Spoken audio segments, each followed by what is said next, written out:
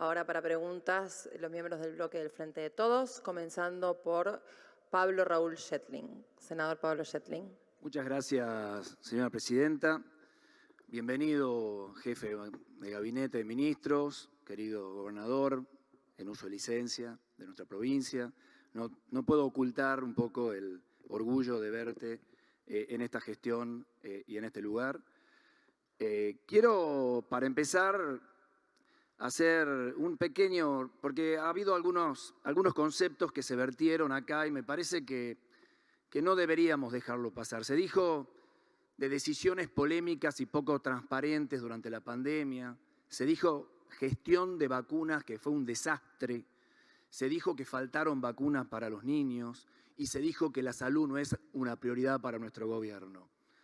Es duro escuchar eso de quienes dejaron a este país sin Ministerio de Salud. Se animaron a eso después que solamente 2 instancias anteriores, después de Carrillo, sucedieron. Solamente en gobiernos militares nos habían dejado sin ministerio. Y no solamente que lo hicieron, después, en ese momento, el ministro degradado a secretario dijo que él estaba en contra, sino que hoy hacen campaña política diciendo que van a volver a dejarnos sin ministerio, que creen que el Ministerio de Salud no sirve para nada porque los hospitales son provinciales. La verdad es que enfrentamos la pandemia, como dijo usted, jefe de gabinete, con enormes dificultades, por supuesto, porque la enfrentábamos después de haber tenido unos años sin Ministerio de Salud, un sistema de salud absolutamente abandonado desde el nivel nacional en su rectoría, con la mitad de camas de terapia intensiva de lo que calculábamos se iban a necesitar y que terminamos necesitando. Teníamos la mitad de camas intensivas de la que necesitábamos cuando empezó esta pandemia. Cuando veíamos que en Italia, que en el norte de Italia, la gente se moría en los pasillos de los hospitales, la Argentina sabía que tenía la mitad de camas intensivas que necesitaba, en total, entre el sector público y privado. Y fue el gobierno el que monopolizó la compra de respiradores, incentivó la producción nacional de respiradores, duplicó la cama de terapias intensivas, abriendo hospitales que se mantuvieron cerrados durante toda la gestión anterior, diciendo que no se necesitaban hospitales en la provincia de Buenos Aires. Se abrieron hospitales modulares, se repartieron respiradores, se colocaron monitores, se incentivó la capacitación del recurso humano esperando la llegada de ese virus. Y por supuesto, hubo que hacer aislamiento social, preventivo y ambulatorio, y es verdad, hubo que cerrar los viajes interjurisdiccionales, porque si nosotros hubiéramos tenido la pandemia en forma simultánea en todas las provincias argentinas, no hubiéramos podido dar respuesta. Por eso se cerraron los viajes de aviones.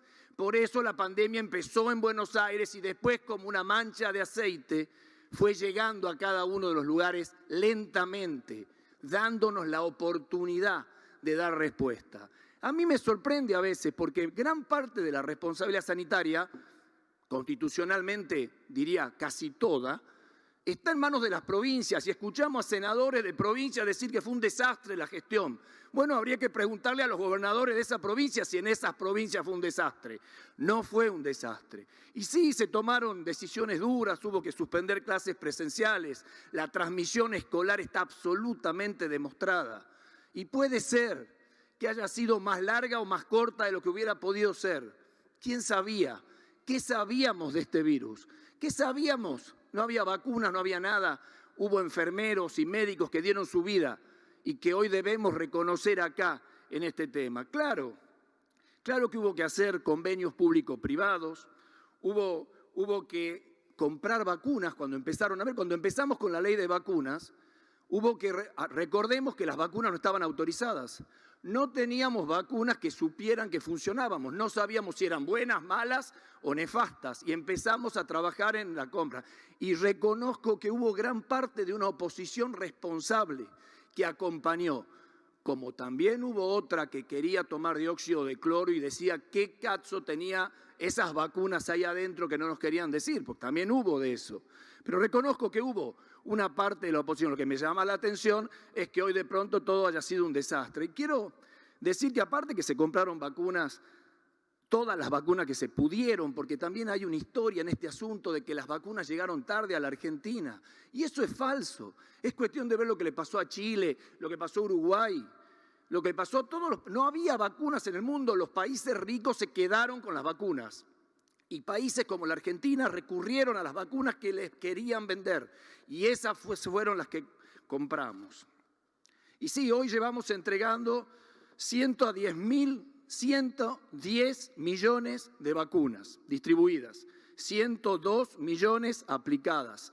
Hay 40 millones de argentinos que han recibido sus vacunas, que han iniciado su plan de vacunación y 37 millones que han completado su plan de vacunación. Cerca de 21 millones han recibido un refuerzo de estas vacunas. Y cuando nos preguntamos si esto fue suficiente, ¿cómo medimos los resultados? Bueno, es muy interesante porque el tiempo va a decir, es difícil en medio de todavía de la cuarta ola hoy decir si nos fue bien, si nos fue mal, a quién le puede ir bien con 128.000 muertos. Es una tragedia, pero el mundo vivió una tragedia. Entonces aquellos que se suben a los 128.000 muertos queriendo culpar de esto a un gobierno que se hizo cargo, que generó el ministerio, que hizo todo lo que hizo, me parece que tienen algo de uso político incorrecto, por no decir otra palabra que se me viene a la cabeza y que no voy a decir. La verdad es que cuando vemos hace muy poquito una publicación, porque los muertos por COVID, que serían una manera de medirnos, es muy difícil porque hay países que no los han declarado de la misma manera. Entonces se usa hoy un concepto que es básicamente exceso de mortalidad. ¿Cuántos más se murieron en los años de pandemia de lo que se morían en esos países antes de la pandemia? Y se calcula que ese exceso de mortalidad es por el único factor diferente que hubo, que fue la pandemia.